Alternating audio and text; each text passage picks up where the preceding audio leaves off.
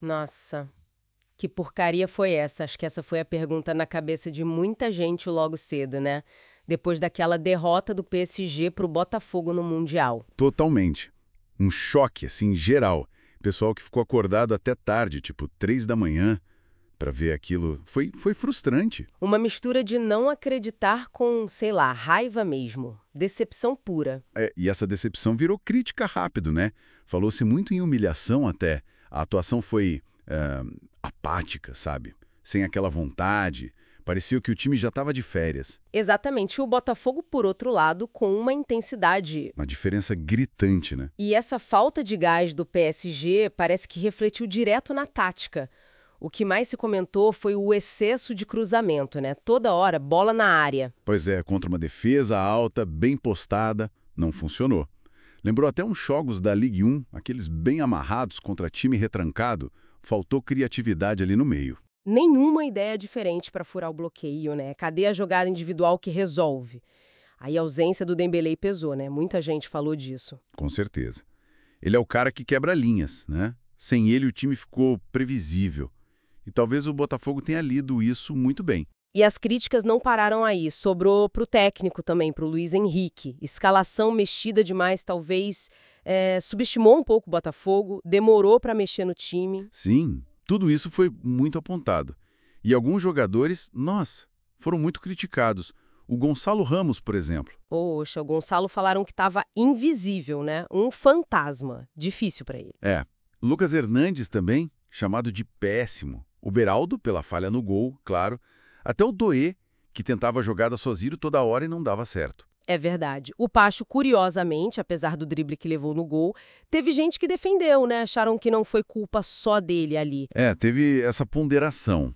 Mas o contraste é interessante. De um lado, essa chuva de críticas no PSG e do outro, o reconhecimento da entrega do Botafogo. Isso foi quase unânime. Sim, falaram que os caras jogaram com o coração, deram a vida, que a vitória foi merecida pela vontade mesmo. E a defesa deles? Impressionante. Bem organizada, compacta. Conseguiram anular o PSG, brincaram até falando de estacionar o ônibus, handball, essas coisas. Eles levaram o jogo muito a sério, né? Deu pra sentir. Nossa, demais. Teve comentário tipo, foi o Super Bowl do Brasil, a Copa do Mundo deles.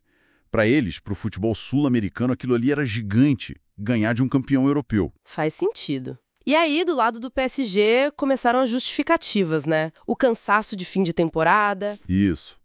Calor, pouco descanso depois da Champions, jogos de seleção, aquela coisa do não dá para ganhar todas que serve de lição. Mas será que cola mesmo essa do cansaço? Com o investimento todo? Ao mesmo tempo, teve muito torcedor minimizando o torneio, né? Chamando de competição de plástico, caça-níquel da FIFA. É curioso isso, né? Você diminui o torneio, mas reage à derrota com tanta frustração. Mostra que, no fundo, dói perder assim.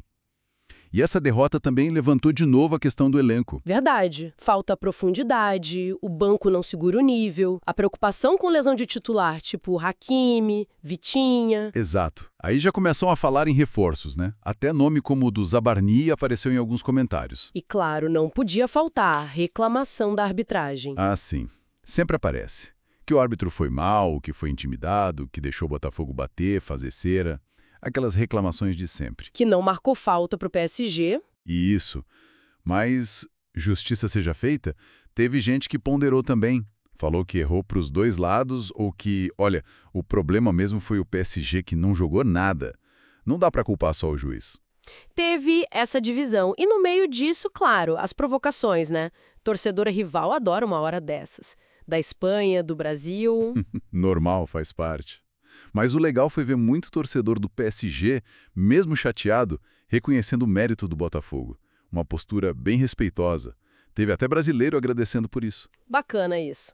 No fim, o que ficou foi essa confusão de sentimentos, né? Muita frustração pela derrota, pela atuação ruim, mas também esse respeito pelo Botafogo e, para alguns, aquela ideia de que, ok, não era Champions. É bem isso. Um turbilhão. decepção misturada com reconhecimento e talvez uma tentativa de relativizar a importância dessa competição específica para o clube. Mas é uma derrota que, por mais que tentem diminuir, com certeza mexeu com a torcida e gerou um debate grande sobre as prioridades do time daqui para frente. E talvez acenda um alerta, né? Sobre como equilibrar a gestão do elenco, o descanso, com a obrigação de competir para valer em tudo, especialmente num formato novo, com significados tão diferentes para cada lado.